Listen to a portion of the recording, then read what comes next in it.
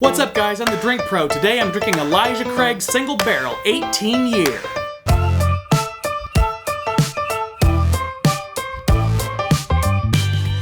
What's up guys, thanks so much for joining me on the channel today. I am the Drink Pro Kyle. I hope you guys are having a wonderful time and staying safe and doing good things. Today, I've got a wonderful treat for us, the Elijah Craig 18-year-old Single Barrel. Now, a lot of these have hit in my local market recently. I have not been fortunate enough to get one, but luckily, a good friend of mine, Nate Cooper, shout out Nate, was provided me with the 18-year Elijah Craig to taste. Now, Elijah Craig comes from Heaven Hill, and this is one of the older products that gets released from Heaven Hill Distillery. Elijah Craig has an 18-year and I think a 23-year as well, and those are both single barrel products, so you get to taste how Kentucky bourbon ages and changes in a barrel for a long period of time. Part of why you see 18-year age statements on Scotch and not on very many bourbons is the climate in Scotland is very different than in Kentucky or other places bourbon is made. What makes bourbon age quickly is small barrels, new barrels, and rapid temperature changes. All of that together will really bring all the woody notes out of the barrel and into the whiskey and get a young bourbon with a lot of age on it. And it does tend to be bourbon where they do this, in part because bourbon is using new oak, and typically bourbon is made in warmer climates than Scotland. Nonetheless, I'm really looking forward to trying what happens to an 18-year-old Heaven Hill whiskey, which is exactly what this Elijah Craig is going to tell me. The Elijah Craig is actually at 90 proof, 45%, and I'm kind of iffy about that. Some of my favorite Elijah Craig pours are the barrel proof pours, which are coming in at 60% pretty regularly. So this is very, very watered down, and it is watered down. The way to get to a consistent 90 is to cut it with water. That's a very common practice.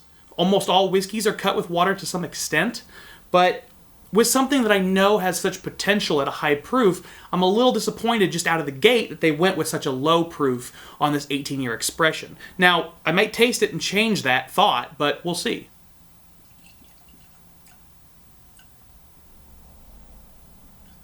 Now you'll see this is a beautiful red amber color. I really like what I'm seeing on this. I'm really colorblind, so I don't know what color it actually is, but it looks like this nice amber to me. Wow, the nose on this is fantastic. Holy shit. So much caramel and maybe some butterscotch. It's just really sugary and sweet.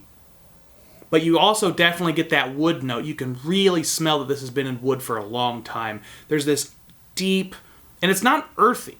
It's wood. It's an old woodiness. And it's not dusty like dusty corn either. It's old woodiness, like a waterlogged barn.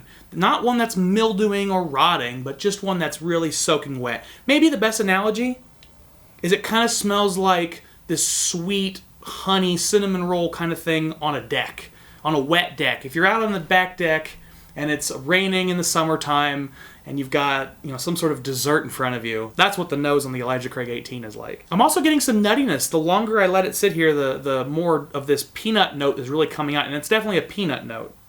I think this whiskey compared to something like the Van Winkle Lot B is a really interesting comparison because both of them are very close in proof. They're both in the 90s. The nose on this isn't nearly as complex as the Van Winkle Lot B, but it really brings out some wonderful sweetness. It's just this beautiful, rich, full nose that's not actually as complex as I might like it to be. But I'm not upset about it because it's so good. It doesn't have to be more complex than it is.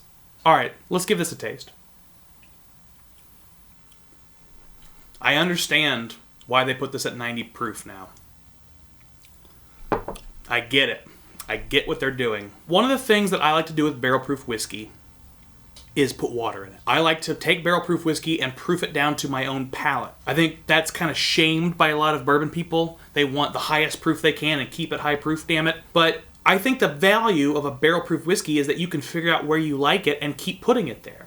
If you like it barrel strength, drink it barrel strength. If you like it down at 80, you can put it at 80 with your own ice or water or whatever. The ability to be flexible is something that when they add water, they remove from you. You no longer can be flexible. But this pour is designed to do a specific thing. If I take a couple of the barrel... I don't have them up here anymore. If I took a couple of the Elijah Craig barrel proofs, which are no longer on the shelf... Oh, they're down here. If I took a couple of the Elijah Craig barrel proofs, which I've lowered on my shelf, and I put water in them and get them down to 90, you'd see what was happening here. The woody notes in those barrel-proof whiskeys really come out because they're so strong. It just throws it in your face and makes you deal with the woodiness.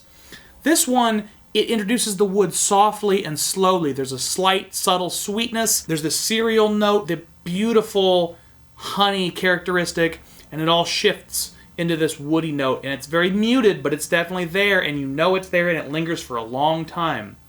This is like an introduction to old, very deeply wooded whiskeys. And I think if you had this kind of expression at a barrel proof, a lot of people wouldn't be able to enjoy it. Myself probably included, to be quite frank with you. I don't like things that are just complete wood bombs. The 2014 George T. Stagg comes to mind. When I had that, it was good for what it was, but it was just an absolute explosion of wood. It was like chewing on a barrel stave, and that's just not what I'm looking for. This one has an incredible woody palate, but it's muted enough that you can still really enjoy it. I'm getting this waxy vanilla characteristic after tasting it on the nose. Let's taste it again. Yeah, the only thing that changed after my second tasting was the woodiness was a little bit more complex on the finish. It got a little bit of nuttiness in there, a little bit of peanut shell, but there's just no heat to it. There's no pepper dancing on my tongue. There's no burn in my mouth. It's incredibly gentle. You know what I'm going to do? I don't usually do this. I usually add water, and I don't like doing that with lower proof whiskeys, but I don't think I've ever done this in a video. I'm going to bring back a Lot B pour that I've left myself from filming earlier, and we'll do a side-by-side of the Lot B and the 18 year, because I think it'd be really valuable. Okay, I've got the Lot B in my left hand, I've got the 18 year in my right hand. The sweetness is much brighter and sharper on the Lot B. You get this rounded woodiness and this nuttiness on the 18 Elijah Craig. There's a lot more going on the nose in the Lot B. It really does show you how much value you're getting out of a Lot B. Delicious, sweet, warm, wonderful pour.